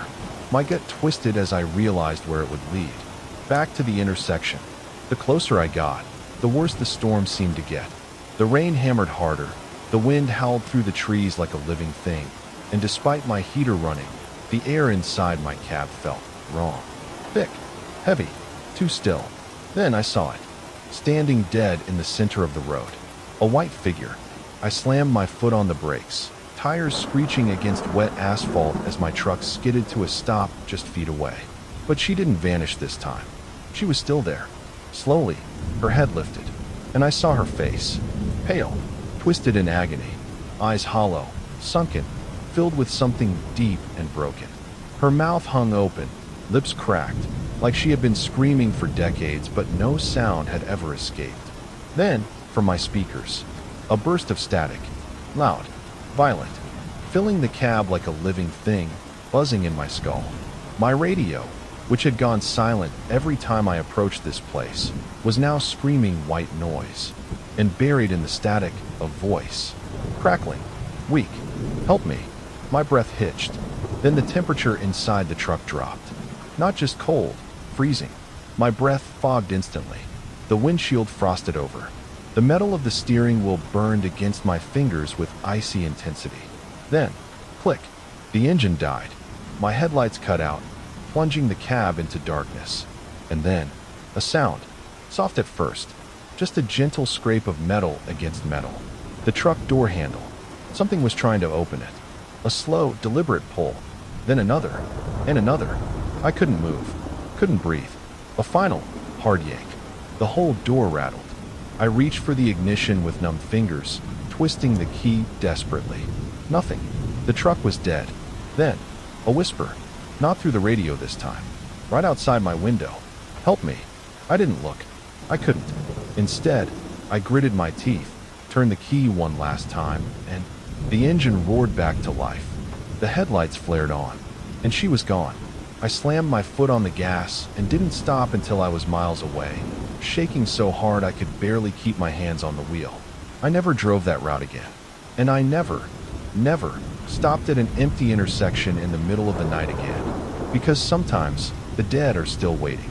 And sometimes they don't want you to leave. My hands were shaking as I slammed my foot on the gas. The truck roared forward, tires screeching against the wet pavement. The moment I crossed the intersection, the air seemed to snap back to normal. The pressure in my chest eased, the frost on the windshield melted away, and the engine sounded steady again. But I made one mistake. I looked in the mirror, and she was there, standing just behind the truck, in the middle of the road, her white dress billowing in the storm. Watching me.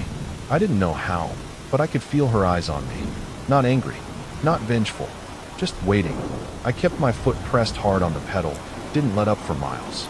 The storm eased as I put distance between me and that place, but the sick feeling in my stomach never left. I never drove that route again. I made sure of it. Even if it meant longer hours, extra miles, I wasn't going back. Ever. But it didn't end there. A few weeks later, In the middle of a long haul through a completely different state, my radio crackled. It was just past 3 a.m. I frowned, glancing at the dial. The station had been clear a second ago, but now it was static, sharp and distorted, crawling through the speakers like a living thing. Then, buried in the noise, I heard it. A whisper. "Why didn't you stop?" The cab went ice cold. My breath caught in my throat. I reached for the dial, twisting it frantically. The static cut out. The warmth returned. The voice was gone, but I knew it wasn't over. Because some nights, when I'm out on the road, driving through the lonely dark, the static comes back, and the whisper follows. "Why didn't you stop?"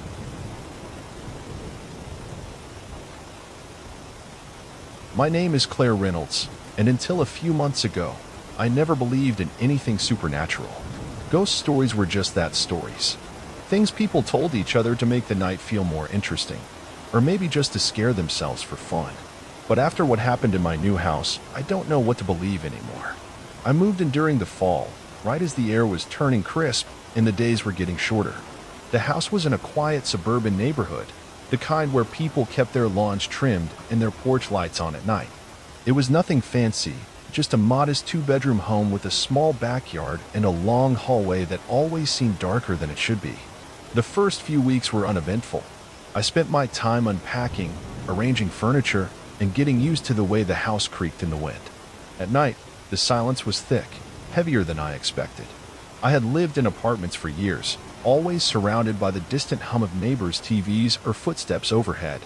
Here, in this house, the silence had a presence of its own. One room remained mostly untouched, the guest room. It wasn't that I didn't like it, but I had no real use for it. There was an old wooden dresser left behind by the previous owner, a tall mirror leaning against the wall, and a bed that I never slept in. The space felt forgotten, like a place waiting for something. I told myself it was just my imagination, that I was adjusting to a new place, and that the odd feeling I got when I walked past the guest room was nothing more than that. But even then, I found myself avoiding it at night, leaving the door closed, pretending it wasn't there. I should have trusted that instinct. It started on a night like any other. I had been asleep for a few hours when I woke up, my throat dry. The house was quiet, the kind of deep, heavy silence that made even the smallest sounds feel loud. I checked the time, 2:17 a.m. Too late to be awake, but I needed water. Slipping out of bed, I padded barefoot toward the kitchen, the floor cool beneath me. The hallway was dim, lit only by the faint glow from the street lamp outside.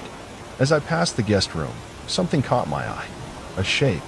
At first, I thought it was just the shadows playing tricks on me, the way light and dark sometimes make ordinary objects seem unfamiliar. But as I moved, my breath caught in my throat. There, in the dimness of the guest room, stood a figure. It was small, no taller than my waist, hunched, as if crouching or sitting on the floor. I couldn't make out any details, only its outline, darker than the surrounding room, almost blending into the shadows. I froze. My mind raced, trying to make sense of what I was seeing. Had someone broken in? Had I left a pile of clothes in there without remembering?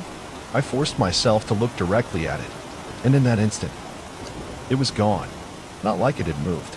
Not like it had ducked behind something or slipped out of view. It simply wasn't there anymore. The room was exactly as it had always been. The dresser, the mirror, the empty bed. Nothing out of place. For a long moment, I stood there, heart hammering against my ribs, waiting for something to happen. Nothing did. I exhaled sharply, almost laughing at myself. "You're just half asleep," I muttered under my breath, rubbing my eyes. "Just shadows." I walked quickly to the kitchen, trying not to glance back.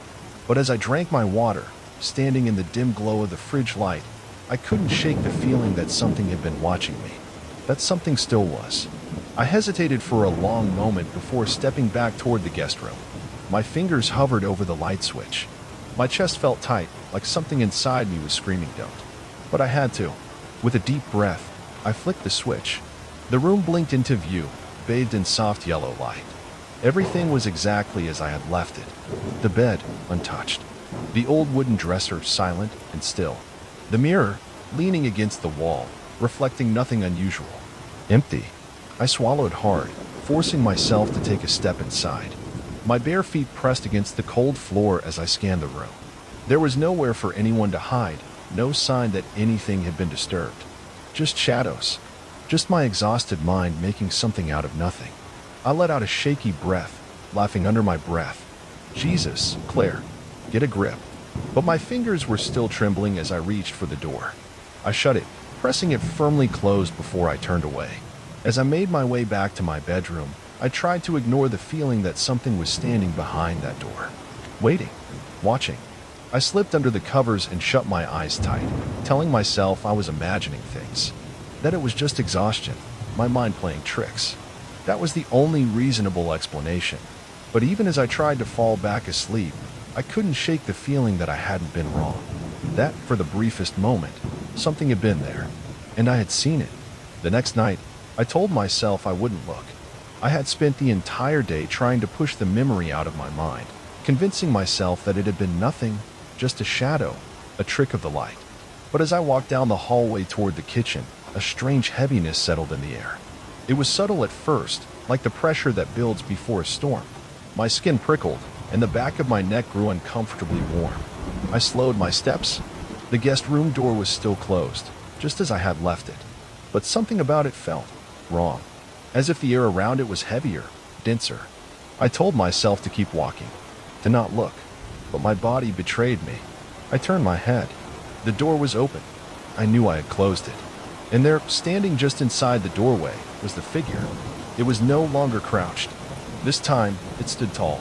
It was still small, maybe the height of a child, but its posture was unnatural, its shoulders slightly hunched. I couldn't see its face, if it even had one. Just a dark outline, deeper than the shadows around it, motionless, watching me. A cold, sick feeling twisted in my stomach.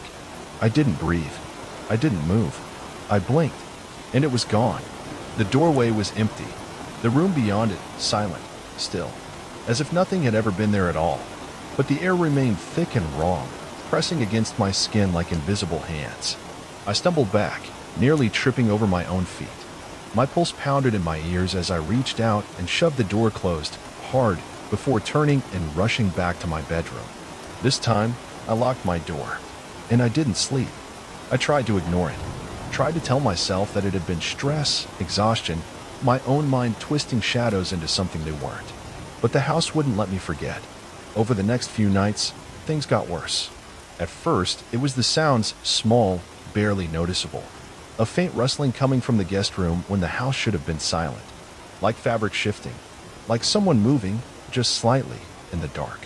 I would lie in bed, heart pounding, staring at the ceiling while the noise came and went. Always too quiet to be certain, always just enough to keep me on edge. Then, there was the door. Every night before bed, I made sure it was shut. I pressed it firmly closed, sometimes even testing it once, twice, before walking away. But in the mornings, it would be open. Not wide open, just slightly, just enough to make my stomach twist when I saw it. At first, I thought I was forgetting. Maybe I hadn't closed it all the way. Maybe a draft had nudged it open. But deep down, I knew. I started avoiding the hallway as much as I could, but I wasn't the only one who noticed something was wrong. My cat, Oliver, had always been fearless. He was the kind of cat that greeted strangers at the door, that walked right up to the vacuum cleaner like it was nothing. But now, he wouldn't go near the guest room. If I was in the hallway, he would follow me until I got too close to that door. Then he would stop, his ears flattening, his tail puffing up.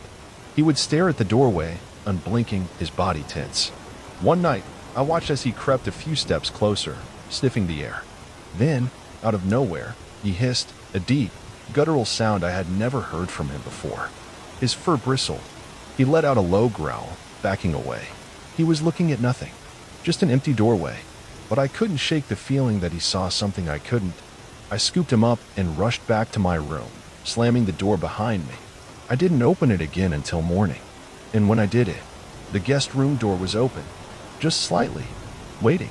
I woke up in the middle of the night with my heart pounding. I didn't know why at first. The room was silent, the air still, but something felt wrong. A pressure in my chest, a weight in the air, the feeling of being watched. Slowly, I turned my head toward the bedroom doorway. My stomach dropped. The guest room door was wide open. I knew I had closed it. A cold shiver ran through me as my eyes adjusted to the darkness.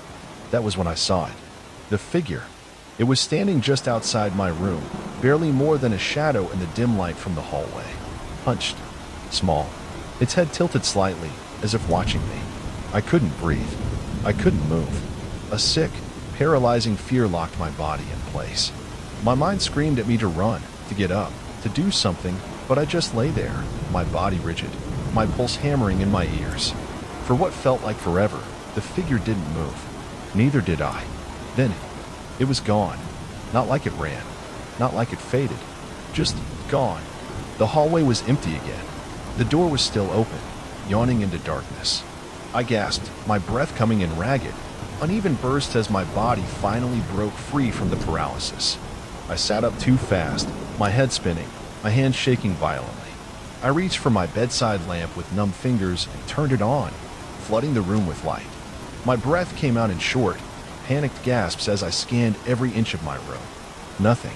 But the fear didn't fade, because now I knew for certain I wasn't alone in this house. I couldn't stay in denial anymore. After that night, I stopped trying to convince myself that it was just my imagination, that it was stress, exhaustion, or tricks of the light. Something was in this house with me, and I needed to know what. The next morning, running on maybe 2 hours of sleep, I sat at my kitchen table with my laptop open, searching for anything I could find about the house. It didn't take long before I found something. The property records showed that before I bought it, the house had belonged to an elderly woman named Margaret Holloway. She had lived here alone for nearly 30 years, and she had died in the guest room. A cold weight settled in my stomach as I read. Her body hadn't been found for weeks. The neighbors had noticed her mail piling up, but no one had checked on her until the smell started seeping out onto the porch. The cause of death was listed as natural causes. I sat back in my chair, rubbing my arms as a chill crept over me. The news articles and neighborhood forums didn't say much more, but when I scrolled through old posts from the area, I found something unsettling. People remembered her, not in the warm, nostalgic way you'd expect for someone who had lived in the neighborhood for decades. They talked about her with unease. She never spoke to anyone. I saw her staring out the window sometimes, but she never waved back. She moved so strangely, always hunched over, shuffling through her house. That last comment made my hands go cold. Hunched, the way the figure had appeared the first night I saw it. I swallowed hard and shut my laptop. My mind was racing, my pulse uneven. Margaret Holloway had died alone in the guest room, and I had a horrible feeling that she never left. I knew I couldn't keep running from it. For days, I had avoided the guest room as much as possible. I kept the door shut, ignored the sounds, ignored the way Oliver still refused to go near it. But I knew it wasn't going to stop, not unless I faced it. So that night, when I passed the guest room, I stopped. The door was open. Of course, it was. A familiar chill crept over my skin, but I forced my feet forward. One step, then another. I stepped inside. The air was raw, thick, heavy. My breath came out in short, uneven puffs, like I had stepped into a room far colder than the rest of the house. The light above me buzzed faintly, flickering once. Nothing looked out of place. The bed was still, the dresser untouched. The mirror. My heart lurched. In the mirror, behind me, it was there. The hunched figure, closer than ever, right next to me. A sharp, ice-cold breath touched my neck, though nothing moved the air. My throat tightened, my body locked in place as a sound whispered through the silence, soft, barely audible. Not alone. The light flickered violently, and the figure was gone. I stumbled backward, gasping, my body trembling from head to toe. The room was empty again, silent.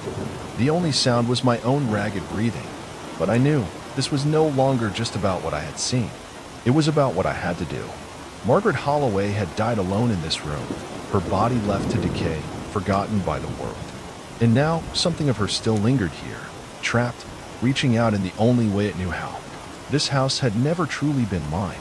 It still belonged to her, and I had a choice to make. I never saw the figure again after that night, but the guest room door never stayed shut. No matter how many times I closed it, no matter how firmly I pressed it into place, I would always find it slightly open in the morning, just enough to remind me. I thought about leaving. I really did. I even started looking at other places, telling myself that it would be easy to pack up and go, to start fresh somewhere else. But I never did. I told myself it was because moving was too much of a hassle, that I had already put too much time and money into this house. But deep down, I knew that wasn't the reason. Something held me here. The house was quieter now, but the silence wasn't empty. It never would be. Some nights, I still woke up with the feeling of being watched. Not with the same overwhelming terror as before, just a presence. A weight in the air. A reminder. I don't go into the guest room anymore. I don't need to. But every once in a while, I catch a glimpse of my reflection in the hallway mirror. And just for a second, I swear I see someone standing behind me. And so, dear listeners, we reach the end, or perhaps just another beginning. If you enjoyed tonight's journey into the shadows, be sure to like, subscribe, and let me know in the comments which story haunted you the most. But before you go, remember, the dark is never truly empty. Sleep well if you can,